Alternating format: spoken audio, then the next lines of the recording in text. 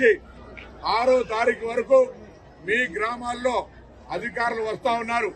దయచేసి అది gas subsidy కావచ్చు, ఇల్లు కావచ్చు, మహాలక్ష్మి కింద 2500 కావచ్చు, ఉచిత విద్యుత్ 200 రూపాయలు కావచ్చు, పెన్షన్ కావచ్చు, వాటన్నిటికి సంబంధించి ఆ అప్లికేషన్ లో ఫార్మేట్ ఉంటుంది. అవన్నీ కూడా మీరు నింపియమని యావత్ తెలంగాణ ప్రజానికానికి కాంగ్రెస్ ప్రభుత్వం కోరుతా ఉంది. ఈ ప్రభుత్వం మీది ప్రజల పాలన పేరు మీద మీ దగ్గరికి వస్తున్న అధికారులకు ఈ అప్లికేషన్ల ప్రక్రియ లోపల ఉత్సాహంగా భాగస్వాములు కండి.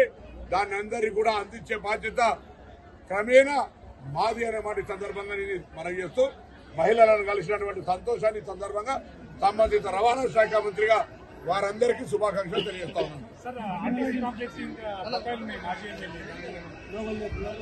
ఆర్టీసీ ప్రజా రవాణా సంస్థ, ఆర్టీసీ ఆస్తులు అనే ప్రజా ఆస్తులు